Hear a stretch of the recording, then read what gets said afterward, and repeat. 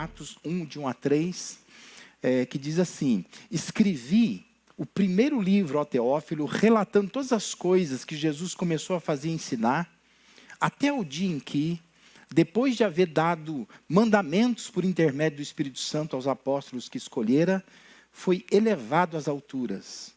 A estes também, depois de ter padecido, se apresentou vivo, com muitas provas incontestáveis, aparecendo-lhes durante 40 dias e falando das coisas concernentes ao reino de Deus. Amém? Sabe que o livro de Atos, a gente pode dizer que ele é o segundo volume do Evangelho de Lucas. Existe um evangelho no meio pela ordem, né, que a gente, quando se organizou o cânon, organizou os evangelhos primeiro. De modo que ficou o Evangelho de João entre Lucas e Atos. Mas pensa que Lucas e Atos é como se fosse um livro que ele tem duas edições, né? Uma primeira edição focando no que Jesus fez e falou, e uma segunda edição falando de como pode continuar o que Jesus fez e falou através do Espírito Santo, através da sua igreja. Ambos os livros, se você pegar Lucas capítulo 1 e Atos capítulo 1, você vê que esses dois livros são dirigidos a um homem chamado Teófilo. E com isso você percebe que vai para o mesmo destinatário, é escrito pela mesma pessoa, e ele tem uma continuidade, né? Esses dois livros têm uma continuidade. O primeiro versículo de Atos menciona que o autor escreveu aquele primeiro livro, que é o Evangelho segundo Lucas, onde através de uma pesquisa acurada, diz que ali estão expostos os atos de Jesus de Nazaré, sua vida, seus milagres, suas palavras, suas ações e reações aqui na terra. Atos, o segundo livro, ele começa parecendo ser um resumo do primeiro livro, do Evangelho segundo Lucas, para fazer uma transição entre a ida de Jesus para o céu e o início oficial da caminhada dos discípulos, já sem a presença de Jesus aqui na terra, que culminaria na descida do Espírito Santo sobre eles. De modo que o primeiro capítulo de Atos, ele faz uma transição, querendo mostrar que esses livros têm conexão e que um complementa o outro, né? De modo que agora quer se dar uma ênfase maior, como Cristo continua a sua obra através da sua igreja. O cristianismo, ele se apoia sobre um pilar muito importante, que é o pilar da ressurreição.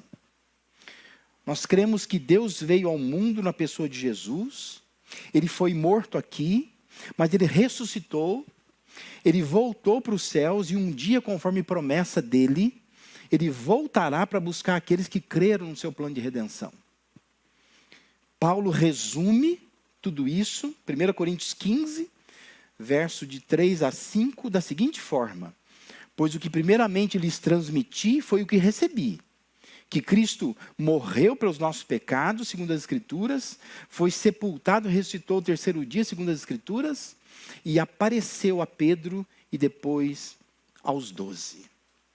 O livro de Atos, ele tem um conteúdo que aponta para o Jesus vivo, presente com a sua igreja aqui na terra.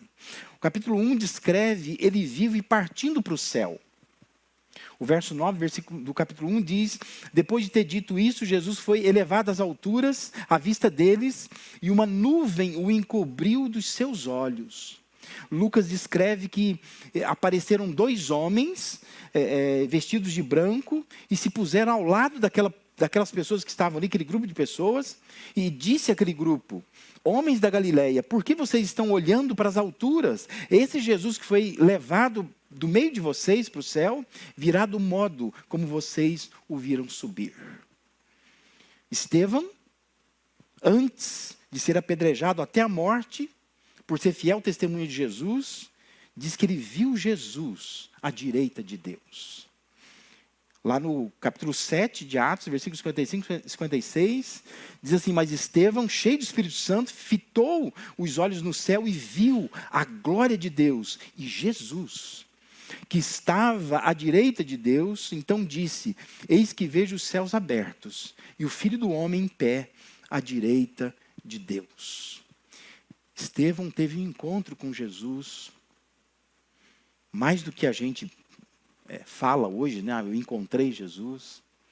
Antes da sua morte, diz que ele olha para os céus e ele vê Jesus, à direita do Pai. Saulo, carregado de ódio pelos cristãos, ele vê Jesus vivo no caminho de Damasco.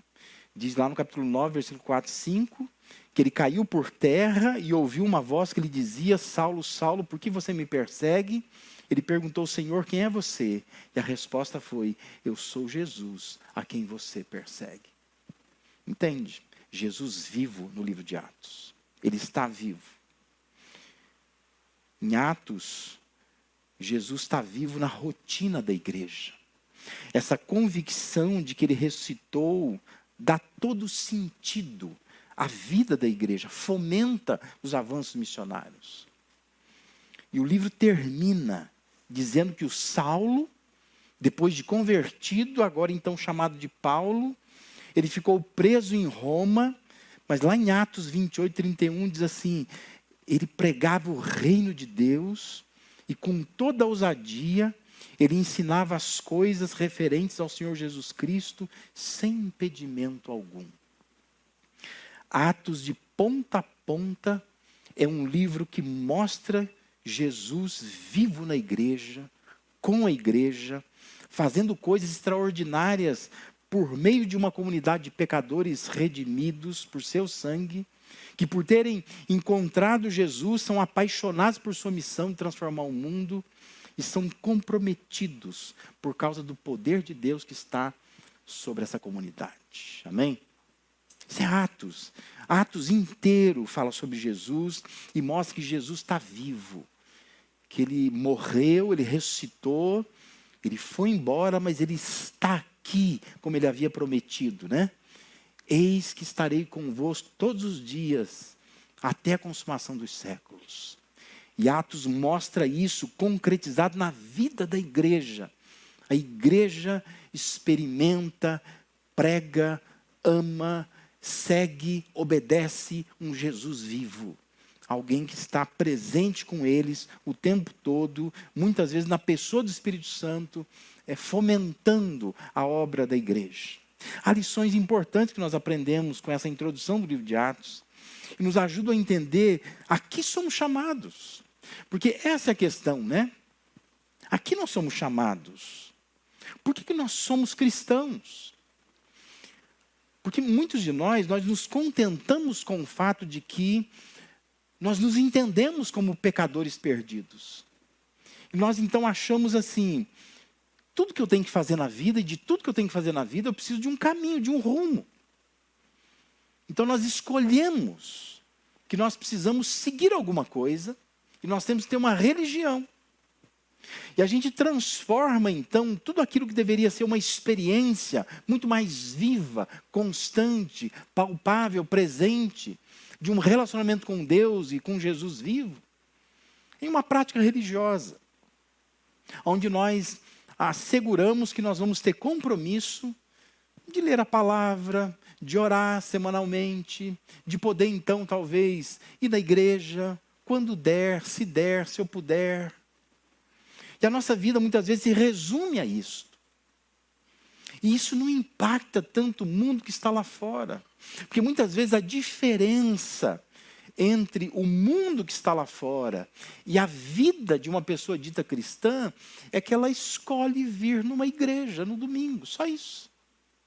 O restante é tudo igual. É a mesma alegria, é a mesma tristeza muitas vezes, são os mesmos problemas, as mesmas decepções, as mesmas queixas, a mesma perspectiva de vida, as mesmas ambições. E não há muita diferença entre aquele que se diz de uma igreja e aquele que é de igreja nenhuma. E por isso, muitas vezes a nossa vida ela tem pouco impacto sobre o mundo. E quando a gente chega nessas datas, Natal, Páscoa, a gente celebra Jesus. Mas nós celebramos como se fosse um fato histórico importante ser lembrado. E nós afirmamos para nós, Jesus está vivo, Ele ressuscitou. E a gente mais recorda uma história do que revive uma experiência.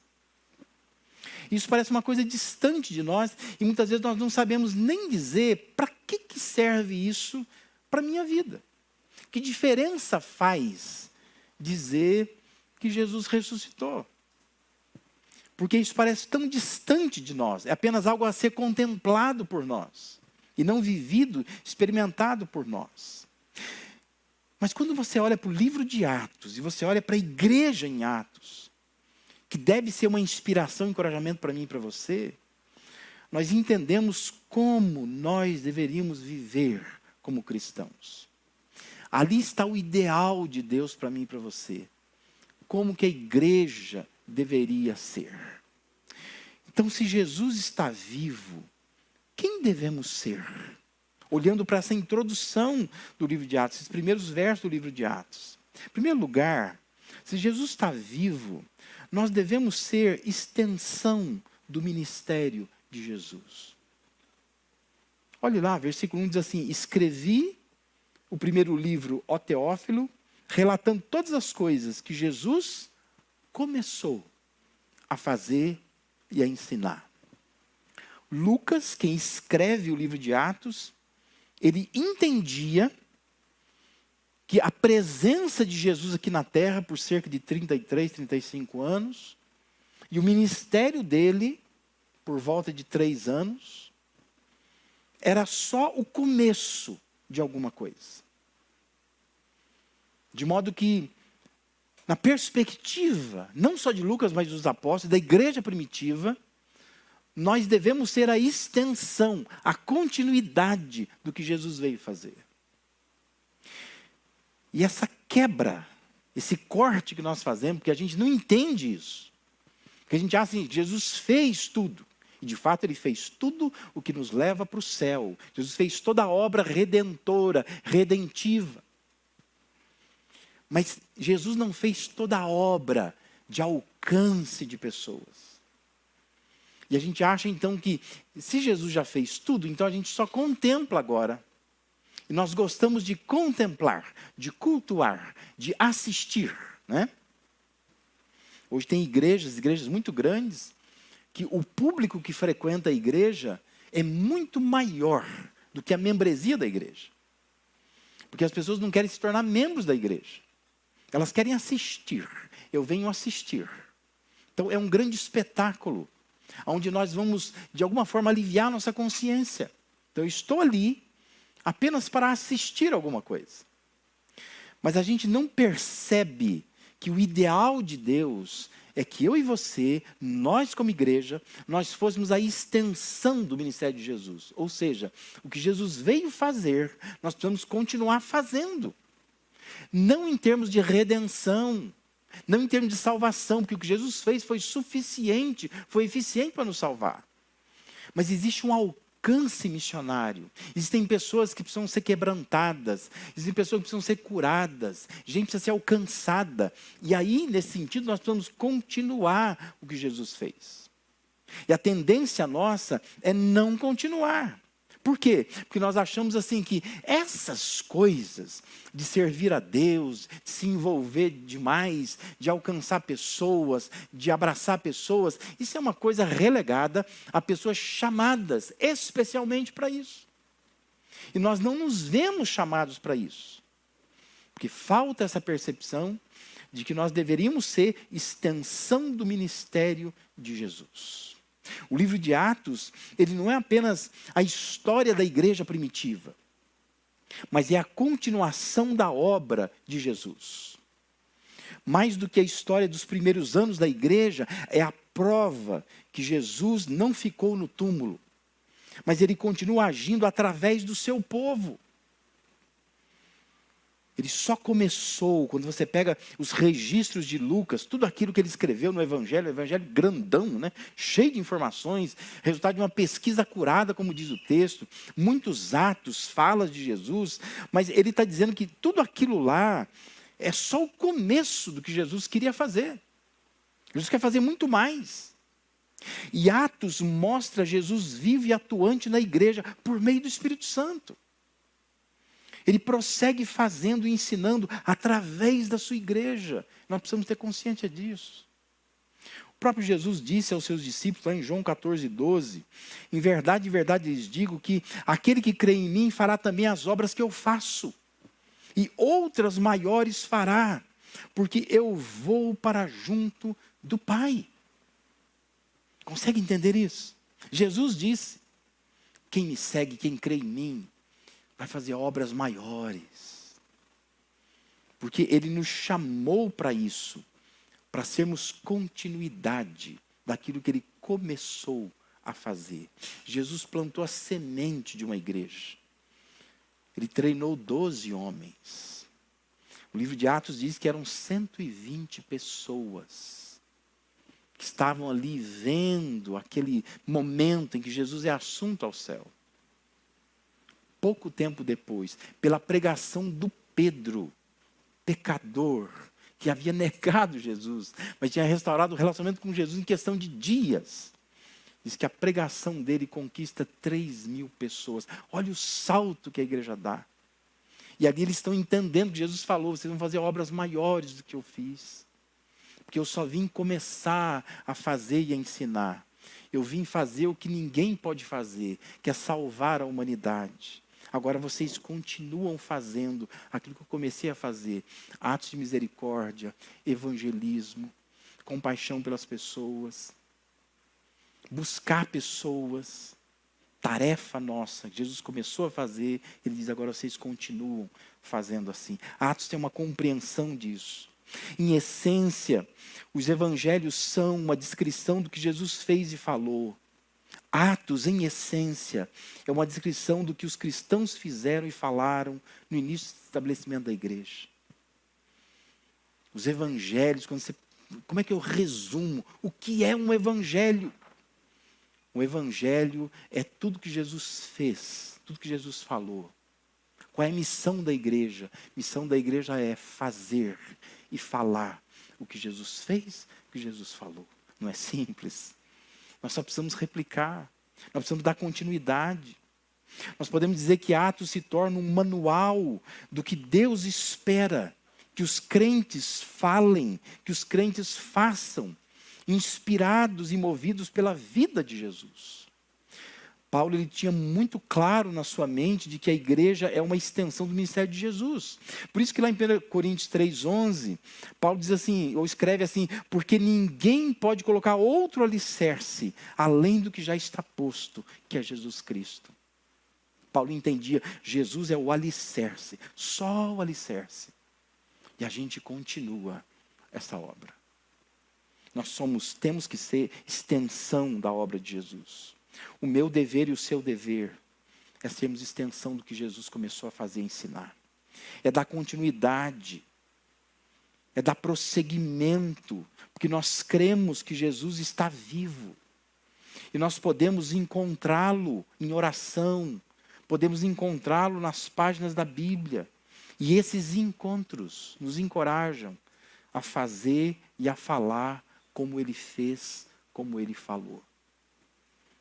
Nós somos chamados a fazermos isso. Se Jesus está vivo, nós devemos ser extensão do ministério de Jesus.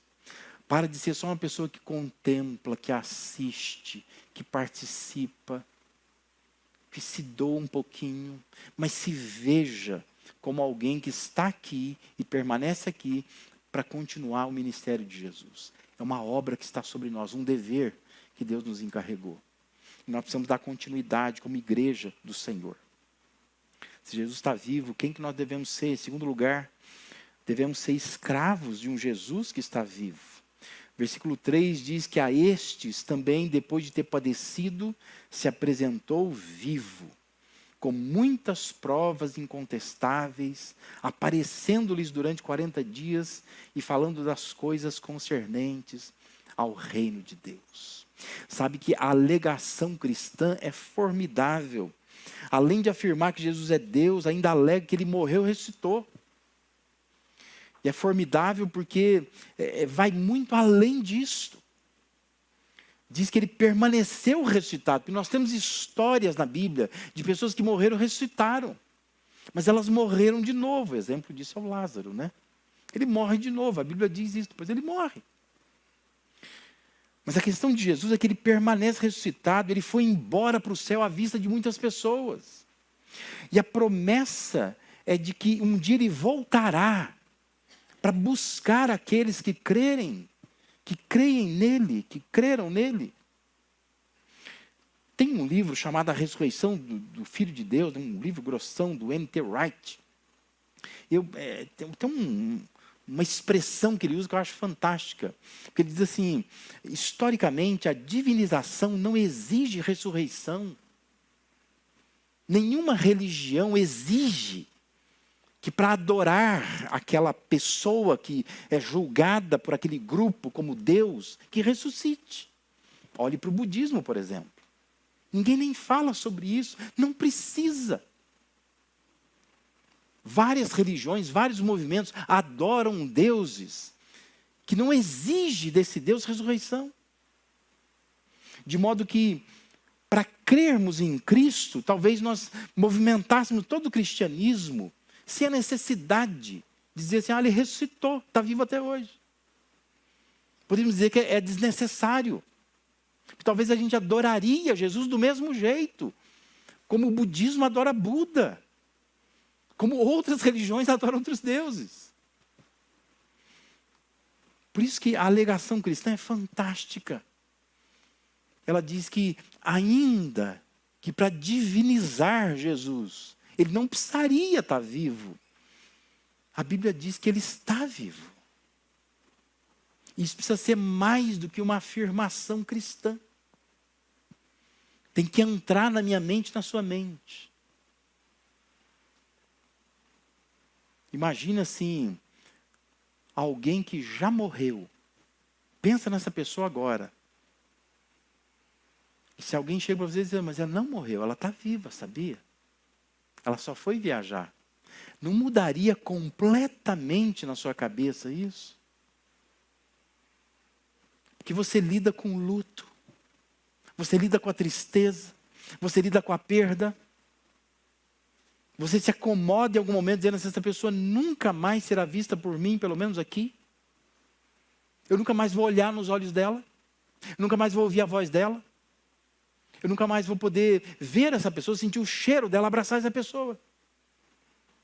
Aí alguém chegaria para você e dizer, sabe, essa pessoa está viva. Pensa que Jesus é desta forma. Toda notícia de que ele morreu, foi crucificado, derramou seu sangue, foi sepultado e ressuscitou, tem que ser muito mais do que fatos históricos que nós absorvemos com a mente. Mas você precisa parar e pensar assim, ei, ele está vivo. Eu vou vê-lo. Eu posso me encontrar com ele, como Saulo encontrou no caminho de Damasco. Eu posso vê-lo como Estevão viu. E um dia eu vou ver esse Jesus. Hebreus diz que ele é a expressão exata do ser de Deus.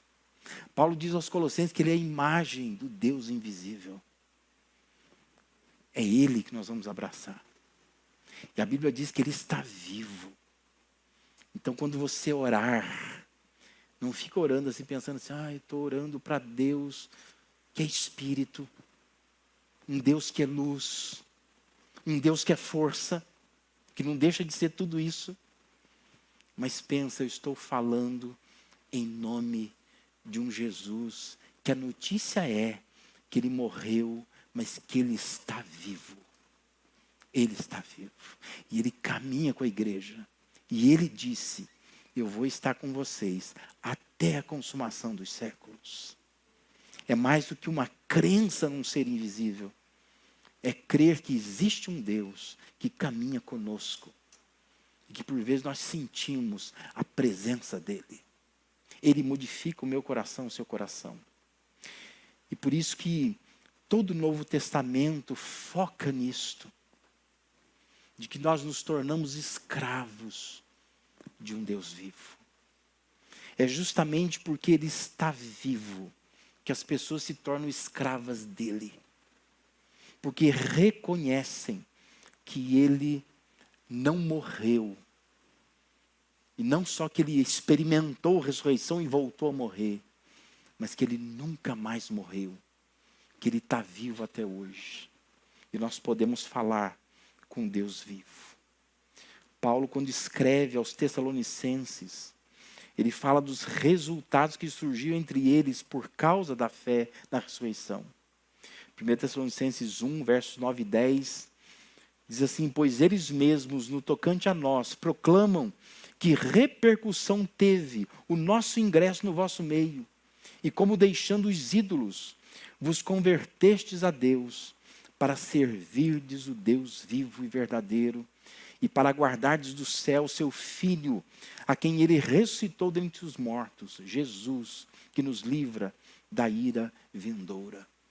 Jesus não é uma figura lendária.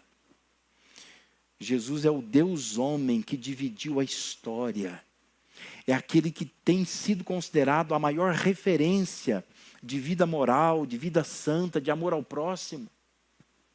Pessoas que dizem que não creem em Jesus, respeitam Jesus como uma referência de alguém que teve uma vida santa, alguém que amou de verdade as pessoas. O Novo Testamento, por várias vezes, enfatiza a importância da compreensão de que nós somos escravos de um Senhor que está vivo e voltará. Paulo via a igreja como um corpo de pessoas que servem ao Deus vivo. Quando ele escreve a Timóteo, capítulo 3, da sua primeira carta, versículo 14 e 15, ele diz assim: eu escrevo essas coisas, embora espero ir vê-lo em breve. Mas se eu demorar, saiba como as pessoas devem comportar-se na casa de Deus, que é a igreja do Deus vivo, coluna e fundamento da verdade. Jesus vive, Jesus restaura corações, Jesus transforma rebeldes em escravos, Jesus transforma pessoas arrogantes, orgulhosas em servos de Deus. Isso só é possível porque existe um Deus vivo, um Jesus vivo. Coisa que eu sei que nem você entende. Por que você faz isso? Por que você resolve a servir? Por que você resolve se dedicar dessa forma? Porque é uma compreensão que nós temos de que nós somos escravos de um Jesus que vive. E a Bíblia diz que Ele vai voltar. E nós devemos estar ansiosos por essa volta, porque nós somos servos dEle, escravos dEle. É preciso que a gente desenvolva dia a dia essa consciência da presença viva de Jesus. É isso que nos faz servir esse Deus vivo. Não por pressão, não por constrangimento, mas nós servimos por gratidão e esperança. Nós temos gratidão por aquilo que Ele fez por nós, temos esperança de que Ele voltará. Por isso nós somos escravos, escravos de um Jesus que está vivo. Nosso coração deve ter gratidão e deve ter esperança. Ele pode retornar a qualquer momento. Se não voltar para todos, pode voltar para mim. Eu posso morrer num infarto, num atropelamento. Eu posso cair doente, morrer.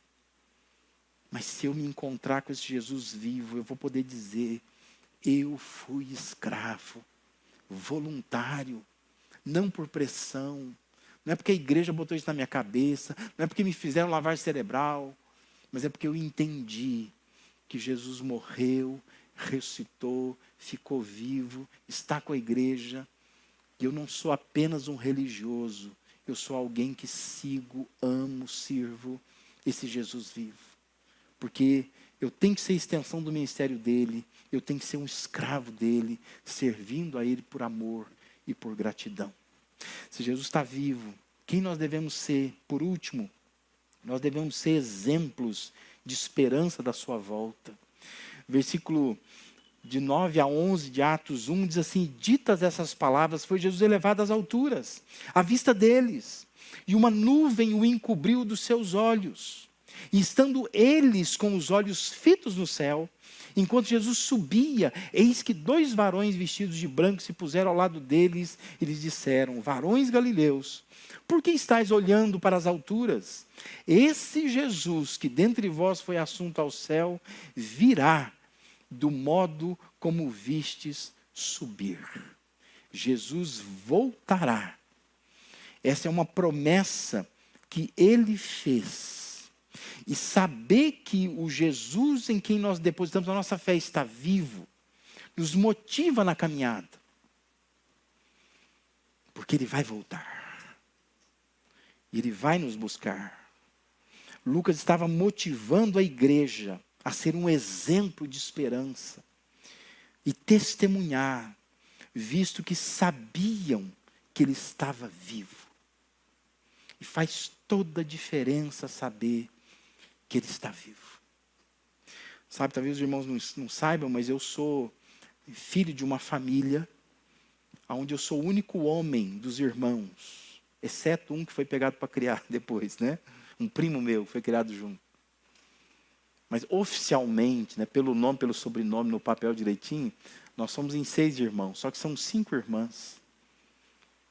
E eu sou o homem da casa, né, o mais novo, inclusive. Meu pai dizia, brincando, né, que para que eu viesse ao mundo precisaram vir 5 mulheres antes. Mas essas mulheres deram trabalho para ele, hein? Uma das minhas irmãs, a terceira na escala, né? Que é assim, você vai entender por quê. Rosa Maria, Ana Maria, Maria Conceição, Ângela Maria. Aí tem a Lúcia Cristina, que escapou da Maria, e eu, que peguei o nome do meu avô, o nome do meu pai.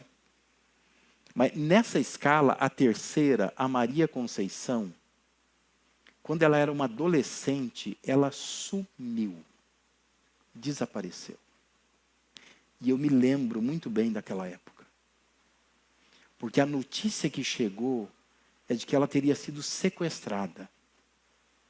E eu me lembro de uma viatura da Polícia Civil chegando na porta da minha casa e dizendo para o meu pai e para a minha mãe: vocês podem vir comigo, porque nós encontramos um corpo e tem as características da sua filha. Você imagina, você que é mãe, pai, como é que você sai de casa, você entra na viatura, eu vou reconhecer um corpo. E a gente, criança, nós ficamos tudo assim em casa esperando. A irmã morreu, ela sumiu. Horas depois, a viatura chega, trazendo meu pai e minha mãe. Nós olhamos para eles. E eles estavam alegres. Não é ela, não.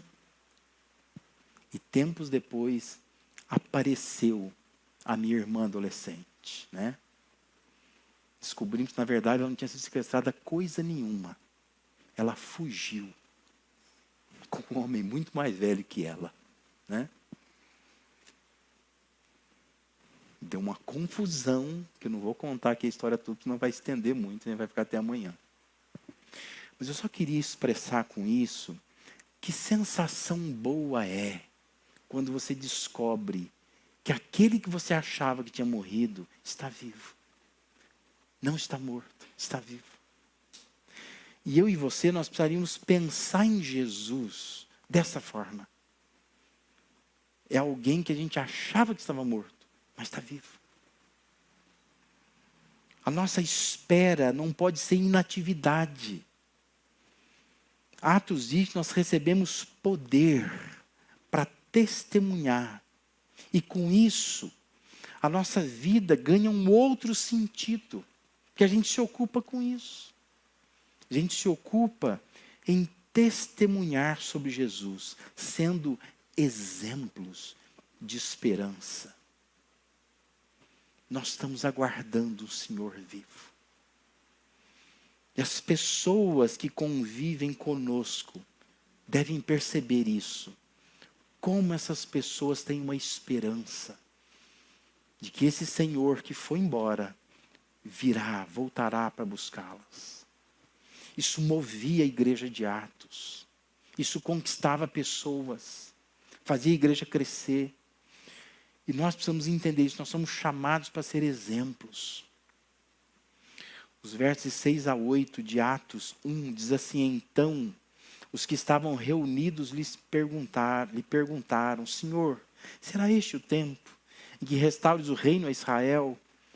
Jesus responde: não vos compete conhecer tempos ou épocas que o Pai reservou para sua exclusiva autoridade, mas recebereis poder ao descer sobre vós o Espírito Santo, e sereis minhas testemunhas, tanto em Jerusalém como em toda a Judéia e Samaria, até os confins da terra. Presta atenção nisso. Como igreja, nós somos chamados para sermos extensão do ministério de Jesus. Somos chamados para sermos escravos de Jesus, porque Ele está vivo. Somos chamados para sermos exemplos, testemunhas de Jesus. Creia que Jesus continua agindo hoje através dos nossos atos, sejam eles individuais ou como comunidade, como igreja. Desenvolva dia a dia essa consciência da presença viva de Jesus. Seja um escravo que sabe que o Senhor vai voltar, cheio de gratidão no coração e esperança, que faz por amor, não por pressão. Viva movido pela esperança que Jesus voltará. Seja um exemplo, esperando e testemunhando para que as pessoas queiram se encontrar com Ele. Mostre pela sua vida que você teve um encontro real, palpável com Jesus de Nazaré. Que você entende a importância de crer que Ele está vivo. Essa é a esperança que nós temos de que Ele vai também nos fazer viver para sempre com Ele. Amém? Queria te convidar a ficar de pé, fechar os seus olhos para a oração. Eu queria convidar você a orar. E se você ainda não fez isso, eu queria te convidar a se entregar nas mãos de Jesus. Talvez nessa noite algo abre na sua mente e você entende a importância de olhar para Jesus não apenas como uma figura religiosa, mas entender que nós temos alguém que a gente achava que estava morto, mas está vivo. Isso reacende uma esperança dentro de nós. Queria que você orasse, que você dissesse isso para Deus. Deus, obrigado, porque nesta noite, se eu não compreendi, hoje eu compreendo que Jesus morreu por mim, viveu aqui na terra, se entregou por mim, hoje está vivo porque ressuscitou. Mais do que uma mão estendida, o que Deus quer é um coração aberto. Abra o seu coração e diga para Ele: Senhor, eu quero agradecer ao Senhor por tão grande salvação. Eu não merecia, mas o Senhor resolveu tomar o nosso lugar, como foi cantado aqui. Um amor assim nunca existiu, nunca vai existir. E ó Deus, nós te suplicamos que os nossos corações se abram nesta noite e que haja uma compreensão nova ao orarmos, ao ler a Bíblia, ao vir para a igreja, ao fazer uma contribuição, ao amar o próximo, ao testemunhar, que haja em nós uma consciência de que nós servimos um Jesus vivo. Estamos estendendo o ministério dele. Estamos, ó Deus, sendo escravos dele. E nós estamos sendo exemplos de esperança, porque nós cremos, ele voltará, ele vai nos buscar.